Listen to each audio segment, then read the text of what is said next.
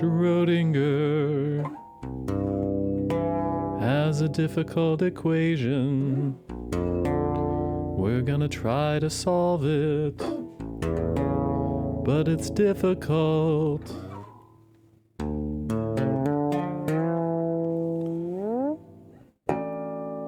Let's give it our best. That is not supposed to be maybe as quite as ominous as it came out. This is actually a topic I love very dearly, but I don't know. Music just takes you where it takes you. This will be the dirge of Schrodinger's equation. Now, there are so many things I thought about when I was putting this lesson together. It actually took me a long time to do this, not because I don't know it, but because I do know it, and subtracting out all the extra stuff and be like, what's the really absolute core essentials just from a mathematical point of view? It took me a while to get that stripped down. So let me know if this makes sense. And when, hopefully not if, but when you have questions about this, I want to do a second video on the topic, but I actually want to do it in response to y'all's feedback and comments and questions about this one. So rather than try to like predictively give you two videos, here's the first one, here's the second one, here's the first one, and then after this, tell me what you want to know, and I'll put together just like an optional bonus lesson on the topic, because there's so many places it can go. So that's the plan here. Now, on to the basics. If you have taken MSc 242 or some other intro quantum class, like intro to modern physics or that kind of thing, much of this should be review, but for some of you, it'll be totally first time, so I want to start from the ground. A wave function is a function of various inputs. It can be position, time, energy, momentum, like you name it, orbital number. And what the wave function tells you, whatever it's a function of, it gives you information needed to calculate probabilities. The wave function is not the probability itself, but you calculate probability from the wave function. The wave function itself, we can approach this one of two ways. You can be totally utilitarian about it and be like, it's a computational tool. And that's honestly fine. I mean, it works. Or you can be very philosophical about it and be like, this is an underlying fundamental feature of reality, which is also very interesting. For now, we will be sticking to the math of it. But what the math lets us do is to answer a question. And it lets us answer a question about measurements. You say, okay, I have a system that I'm interested in. I know the wave function of the system. Let me predict outcomes of experiments. Let me say, given this state of my system, if I want to measure its position or its energy, or if I want to have it interfere with a second object or be captured by an atom or whatever, what are the different outcomes and how likely is each of those possible outcomes? That's what the wave function lets you find. So it's actually very useful to know about experimentally because you can calculate observable quantities from it. And because the universe is not static, what we really need is an equation that tells us how it changes in time, so that you can say, well, I'm preparing my system in this initial state, and then some time is going to pass, and then we're going to do an experiment, do a measurement, see what comes out at the end. I need to make predictions as a function of time. So that's where we're going today. That's the mission here.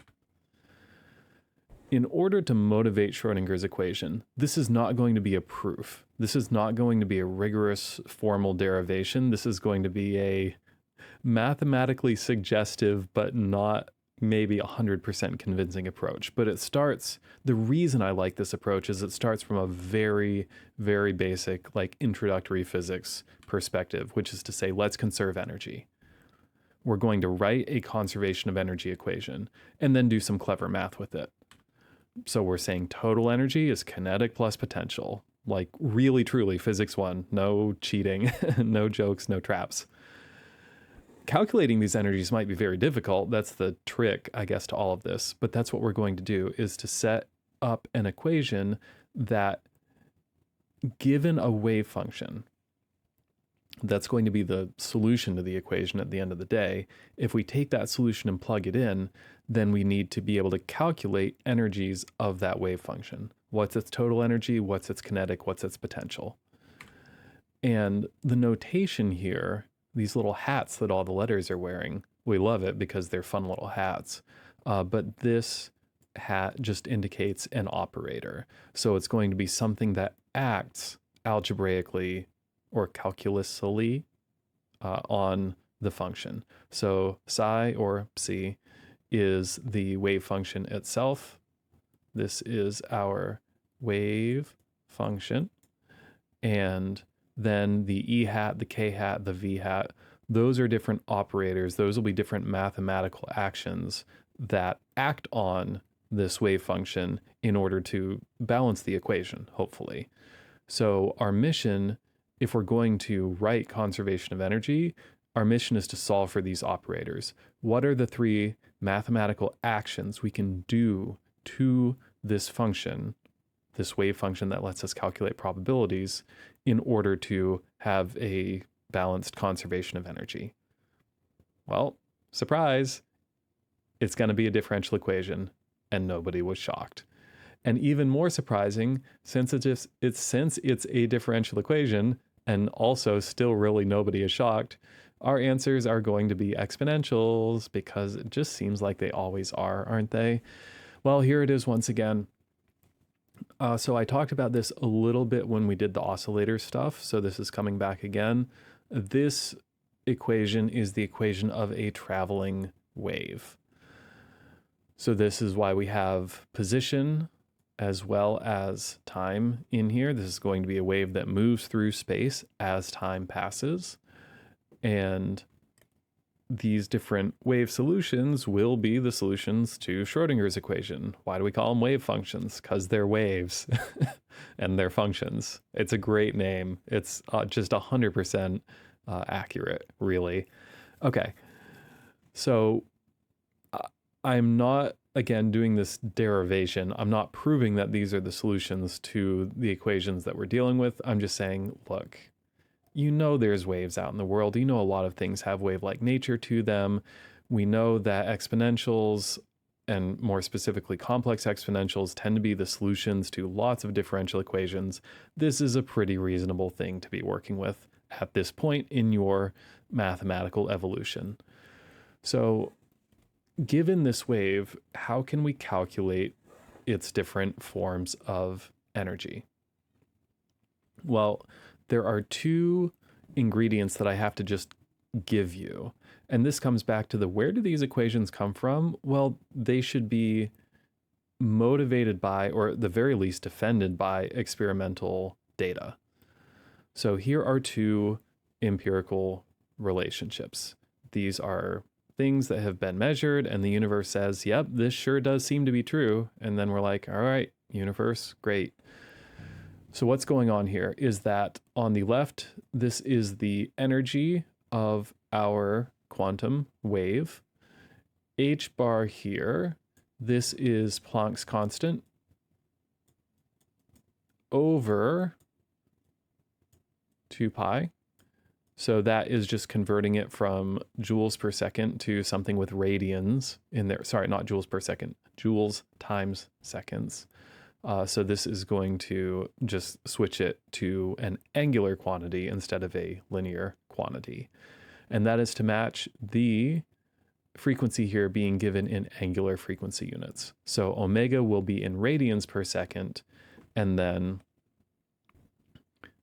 h bar will be in joule seconds per radian. The radians cancel out, and then at the end of the day, we're left with joules, and so it all works out. So this is our energy relation, that it is directly proportional to the frequency. And then the momentum of the wave, oops, I lost a vector sign. Sorry about that.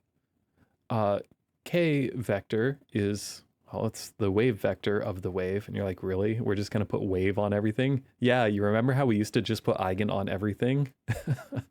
All right, it's going to be wave everything today. So K is the wave vector. And the relationship between this and other quantities that you're more familiar with is the x component of the wave vector is 2 pi over the wavelength in the x direction. And then we're going to have similar relationships for y and for z. So the three components of this vector k are related to the wavelengths in the x and y and z directions of the wave. And it's this inverse relationship. So the units here, k is going to have units of radians per meter. This is another way to think about this is it's the spatial frequency of the wave. The time frequency, omega, radians per second, that's how quickly it wiggles in time. How many cycles, how many complete revolutions of the wave do you get in each unit of time? Well, since the wave is moving through space, you can ask the same question about space. You can say, all right, if my wave moves through 1 meter, how many radians does it wiggle through as it travels through that meter? That's what k is. And what's fun in quantum land is that this is directly proportional to the momentum of the wave. If the wave is wiggling very quickly spatially, then it is going to be carrying more momentum. And once again, h bar is going to be our constant of proportionality here. So I'm basically just saying, hey, look, these things are experimentally verified. Please believe me. And we're going to move on. Now, what we would love to be able to do is to get values of k and omega from the wave function. Because if we could do that, then we would be able to find the energy and the momentum. And you're like, wait, where did momentum come from? I mean, the h bar k aside, weren't we talking about energy? Why is this happening? Patience. The momentum will be used in the calculation. We're getting there. But the total energy will come from omega. So let's start with that. Of course, I can solve this. Maybe you can solve it too. And if you're still with me after that, then yes, we are in fact going back to eigen things. That was intentional foreshadowing just a couple minutes ago. It was not random brain blop. Okay. So exponentials are beautiful things. And one of the many things that makes the exponential function beautiful is that it is an eigenfunction of the derivative. I think I mentioned this previously, just as a little side note, a few weeks ago at this point. But what this means is that when you take a derivative of an exponential, you get an exponential with a proportionality constant. And that is the whole nature of this eigen relationship, eigen business, eigen everything, is that you have an operator that acts on a variable. And the result of that operator is to give back the same entity, but just scaled, made larger or smaller. And that's what is happening here, because psi is e to the ikx minus omega t. Then when we take an x derivative, x partial derivative, we are doing partial differential equations after all, then we are going to get out an exponential, the same exponential, times the coefficient of the x inside that, the ik. So the ik is the eigenvalue of the ddx operator when psi, the e to the ikx minus omega t, is the eigenfunction. I could probably have said that better, but we're moving on. Likewise, psi is going to be an eigenfunction of the time derivative operator, and its eigenvalue is going to be negative I omega, because when you take ddt of e to the ikx minus omega t, you get I omega out front from doing chain rule on the exponential. So it's all very clever, it all works out really nicely. The fact that all of this business is eigenbusiness is not coincidence. If you go further down the quantum mechanics rabbit hole, which I completely encourage you to do, the concepts of linear algebra that we were exploring earlier about what is a basis, what makes a complete basis, what are eigenfunctions, what are eigenvectors, and what are operators. Like, that is the language of quantum mechanics. Okay. But at the moment, we're trying to solve an equation here. And the action of these derivatives is actually getting us closer to an answer, because now we have found ways to get k and omega out of the function. And we needed those to get the total energy from omega, and to get the potential energy, no, sorry, I said that wrong, the kinetic energy from the momentum. So time. Let's start with this one. We take a time derivative, and we're almost there. You just need the right coefficient. What you have to do with this coefficient is to massage the expression into a form where you get h bar omega. So we'll take a time derivative. That'll give us the relevant eigenvalue, negative I omega. And then we are going to multiply that by an additional factor of I h bar. So then we'll have negative I squared. I squared is -1, so negative I squared is just 1.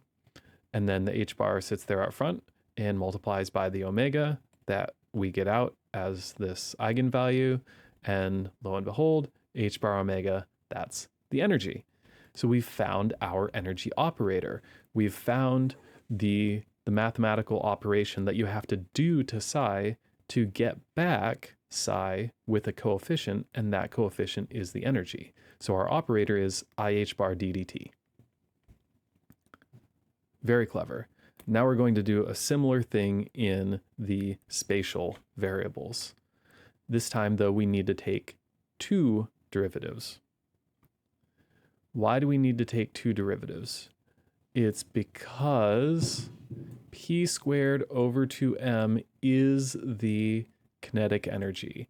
That's a little physics 1, like intro physics thing that a lot of people sometimes never learn in the first place, which is sad, but they forget, just don't use it a lot, right? It rusts away. But this relationship between momentum and kinetic energy is extremely, extremely important. It's kind of a crime that it's not made a bigger deal in most introductory physics classes, because the further you go, the more important it becomes. You're doing relativity, you need this relationship. You're doing quantum mechanics, you need this relationship.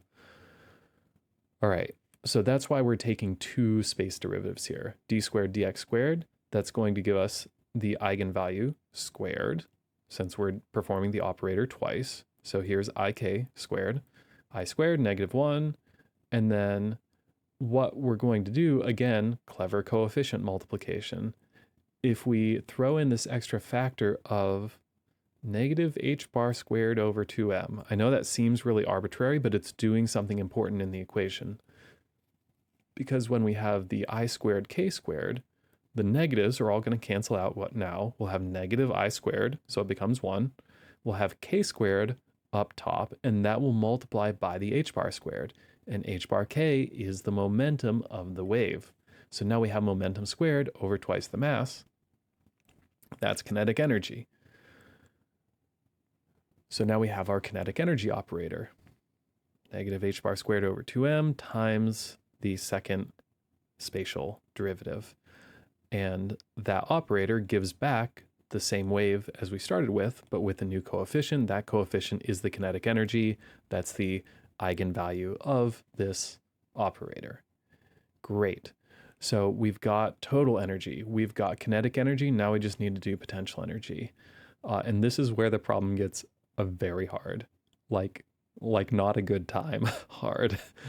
Part of what makes this complicated is that there are different kinds of potentials out there in the world.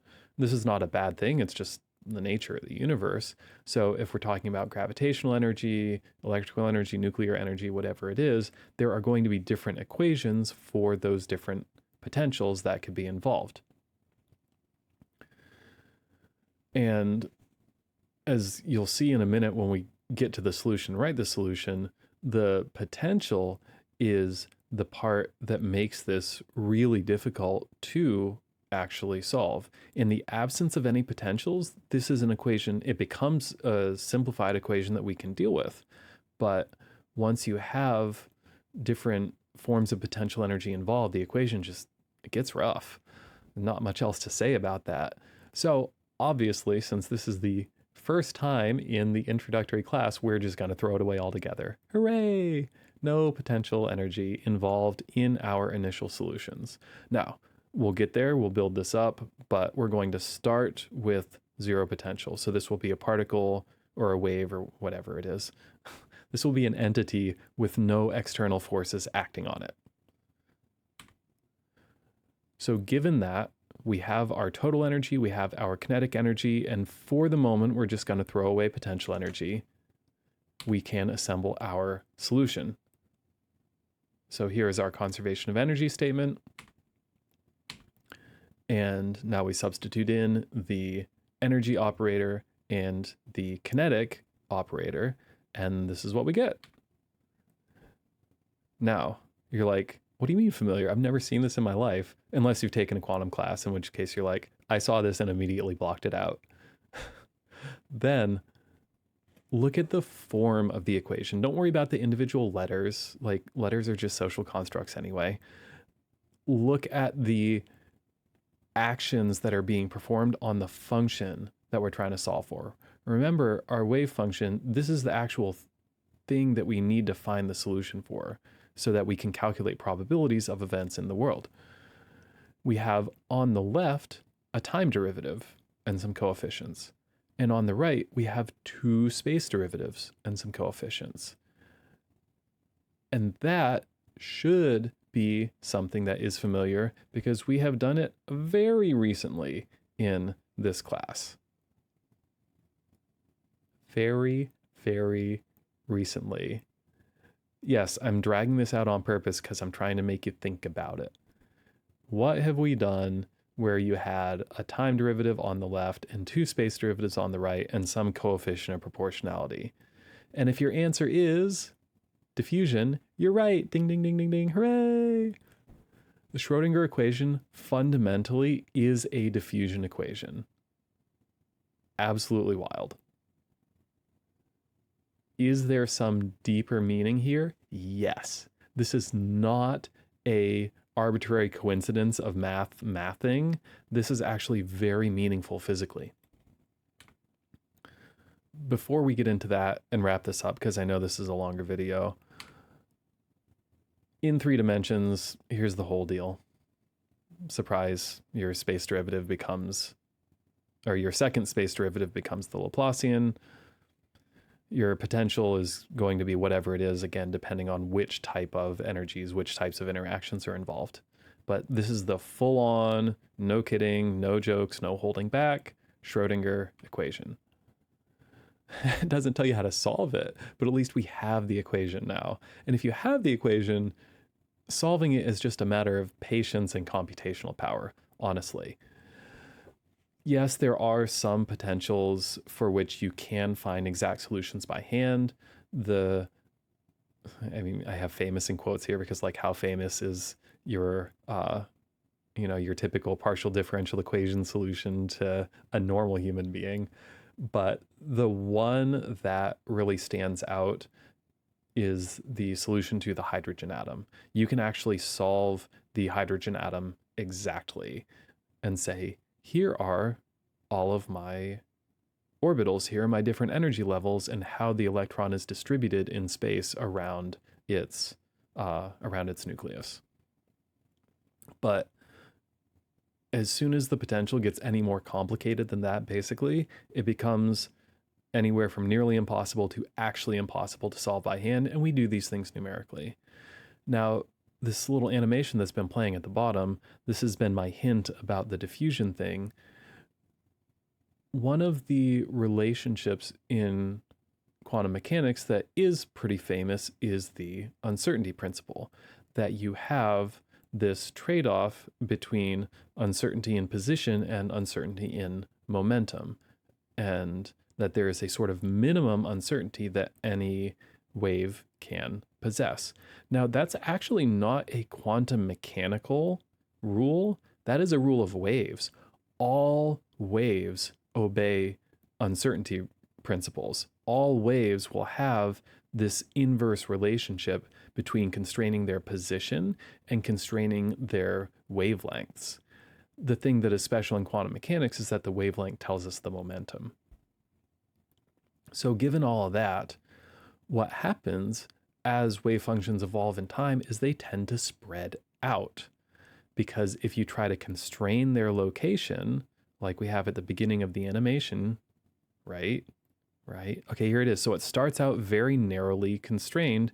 It starts in a small peak with a small width. That naturally causes, unavoidably causes, uncertainty in the momentum of the wave. And so the variance, the width of this wave packet spreads out over time because it does not have one fixed exact momentum value. It has a range of momentum values. And so the front edge and the back edge are going to spread out away from each other. And this is the relation to diffusion. If you start with a concentration that is really high in one place, well, it's going to diffuse outward over time. And the behavior of wave packets in quantum mechanics is exactly the same. Now, there are so many more things that could be said about this. Like, I could literally talk for hours about this stuff, but I'm not going to, at least not right now. So instead, I will say, as I said at the beginning, tell me your questions, tell me what you want to know more about, and then I'll put something together in response to that. This will be the one required video on this topic. The rest of the stuff you need for the homework will be unpacked in class and on the homework, but I wanted to get you started with the math of where does this equation come from and why does it look so much like a diffusion equation. So with that, I'll see you soon.